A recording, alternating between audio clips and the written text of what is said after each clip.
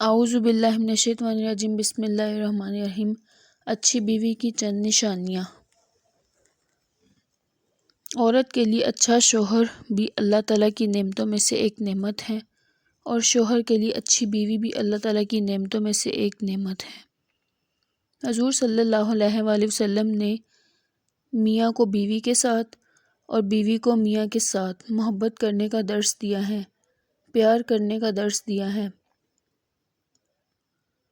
حضور صلی اللہ علیہ وآلہ وسلم کی ایک زوجہ کا وقت اخیر آیا تو اس نے کہا کہ مجھے اتنا شدید بخار ہے، مجھے محسوس ہو رہا ہے کہ میں بچ نہیں سکوں گی۔ تو انہوں نے حضور صلی اللہ علیہ وآلہ وسلم سے چادر رحمت مانگی اور کہا کہ حضور، آپ سے چادر رحمت مانگنے کا مقصد یہ ہے کہ میں چاہتی ہوں کہ آپ کی چادر رحمت سے ہی مجھے کفن دیا جائے۔ کسی شوہر کے بارے میں کسی بیوی کا اس سے بڑی گواہی اور کیا ہوگی کہ وہ کہے کہ مجھے میرے کفن کے لیے میرے شوہر کی چادر ہی مل جائے تو مجھے بخشش کے لیے اور کیا چاہیے۔ یہ حضور صلی اللہ علیہ وآلہ وسلم کی زندگی کا حسن ہے جو نکھر کر سامنے آ رہا ہے۔ حضور صلی اللہ علیہ وآلہ وسلم سے پوچھا گیا کہ ہم مردوں پر بیویوں کے کیا حقوق ہیں، تو آپ صلی اللہ علیہ وآلہ وسلم نے فرمایا، جو تم خود پہنو انہیں بھی پہناؤ، جو تم خود کھاؤ انہیں بھی کھلاؤ۔ نبی کریم صلی اللہ علیہ وآلہ وسلم نے فرمایا، بیویوں کے چہروں پر مت مارو اور انہیں برا بھلا بھی نہ کہا کرو، اور اگر تمہیں ناراضگی ہو تو انہیں بالوں سے پکڑ کر باہر بھی نہ نکالا کرو۔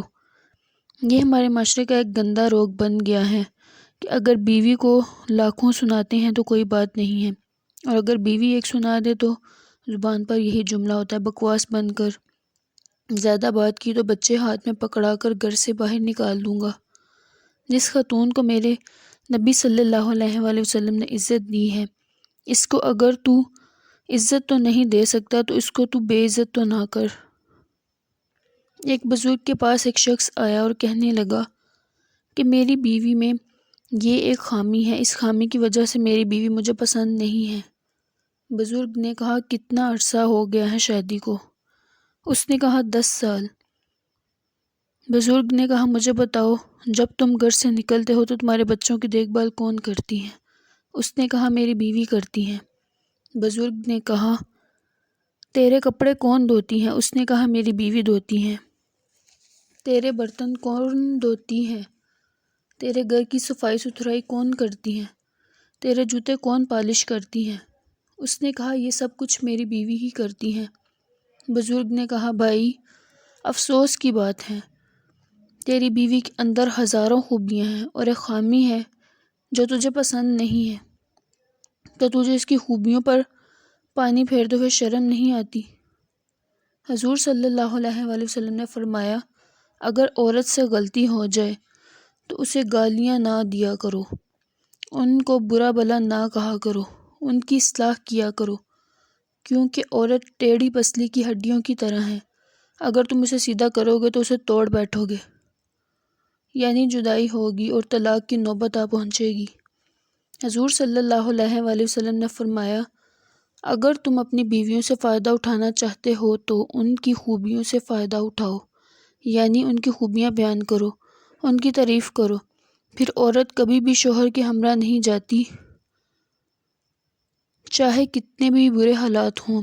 بیوی ہمیشہ شوہر کے ساتھ قدم ملا کے چلتی ہے، شوہر کے کندھے سے کندھا ملا کے حالات کا مقابلہ کرتی ہیں، اور کبھی نہ ہار ماننے والی عورت کا ساتھ جب اس کے شوہر سے چھوٹ جاتا ہے تو وہ آخر تھک کر بیٹھ ہی جاتی ہے۔ حضور صلی اللہ علیہ وآلہ وسلم نے فرمایا کہ اگر تمہاری بیوی میں کوئی برائی ہے تو اس میں اچھائی بھی ہے، اس کی اچھائی دیکھ کر اسے معاف کر دیا کرو۔ عورت شوہر کے ایمان میں بہترین مددگار ہے، ورنہ شوہر کسی برائی میں مبتلا ہو کر اگر ایمان کا نقصان کر دے تو اس کی آخرت برباد ہو گئی۔ فرمایا، اپنی ماں اور بیوی دونوں کو عزت دو، کیونکہ ایک تمہیں اس دنیا میں لے کر آئی اور دوسری ساری دنیا چھوڑ کر تیرے پاس آئی ہے، اس لیے بیوی کو عزت دو، کیونکہ پوری دنیا میں بیوی کو مرد کے سوا اور کوئی چاہنے والا نہیں ہوتا۔ بیوی کے دکھ نہ دیا کرو، کیونکہ بیوی کی دنیا بہت چھوٹی ہوتی ہے، وہ اپنے شوہر سے ہی شروع ہوتی ہیں اور اپنے شوہر پر ہی ختم ہو جاتی ہیں۔ آج کے معاشرے میں اگر کسی عورت کو طلاق ہوتی ہے اور وجہ پوچھی جاتی ہے تو پتہ چلتا ہے کہ یہ بد زبان تھی، بدتمیز تھی۔ کیا کسی نے یہ کہا کہ عورت باشعور تھی اور وہ اس جاہل کے ساتھ نہیں رہنا چاہتی تھی؟ یا کسی نے کہا وہ مار پیٹ سے بغاوت کر کے گھر چھوڑ کر آ گئی؟ یا کسی نے کہا کہ شوہر کی بدتمیزی اور جاہلانہ رویے کی وجہ سے وہ اپنا گھر چھوڑ کر آ گئی؟ نہیں، کیونکہ آج تو سب بس ایک دوسرے کے عیب ڈھونڈنے میں لگے ہوئے ہیں، اپنے عیب کسی کو نظر نہیں آتے کہ اس کے اندر بھی کوئی عیب موجود ہے۔ اللہ تعالیٰ نے مردوں کو عورتوں کا حاکم بنایا ہے، مردوں کو بڑی فضیلت دی ہے۔ اللہ تعالیٰ نے فرمایا عورت کا فرض ہے کہ وہ اپنے خاوند کا حکم مانے، وہ اپنے خاوند کی اطاعت کرے، بلکہ عورت کے لیے اپنے شوہر کو راضی رکھنا ایک بہت بڑی نیکی ہے اور ثواب، ایک بہت بڑا ثواب ہے۔ اس لیے بہترین بیوی وہ ہے جو ہر حال میں ہر لحاظ سے اپنے شوہر کی اطاعت کرتی ہیں، اپنے شوہر کے احکامات کی پیروی کرتی ہیں۔ اچھی بیوی وہ ہے جو خود کو تکلیف دے کر اپنے شوہر کو ہمیشہ آرام پہنچانے کی کوشش کرتی ہے، جو اپنے شوہر سے اس کی آمدنی سے زیادہ مطالبہ نہ کرے اور جو مل جائے اس پر ہی صبر کرے، وقت گزارے، زندگی گزارے۔ ایسی بیوی بہترین بیوی ہے، نیک بیوی ہے۔ نیک بیوی کی سب سے بڑی نشانی یہ بھی ہے جو اللہ رزق پہنچائے اس پر راضی ہو جائے، اپنے شوہر سے زیادہ پیسوں کا مطالبہ نہ کرے، زیادہ ضرورتوں کا مطالبہ نہ کرے۔ بہترین اور نیک سیرت بیوی وہ ہے جو اپنے شوہر کے سوا کسی غیر پر نگاہ نہ ڈالے اور کسی غیر مرد کی نگاہ کو اپنے اوپر نہ پڑنے دے، یعنی شرعی پردے کی حفاظت کرے اور اپنے شوہر کی عزت کی بھی حفاظت کرے اور مشکل وقت میں اپنی جانی اور مالی قربانی کے ساتھ ساتھ اپنے شوہر کے ساتھ اپنی وفاداری کا ثبوت دے۔ ایسی بیوی بہترین بیوی ہے، نیک بیوی ہے۔ شوہر کے مال، مکان، سامان اور خود اپنی ذات کو شوہر کی مانت سمجھ کر اس کی حفاظت کرتی ہے، وہ بہترین بیوی ہے۔ بہترین بیوی کی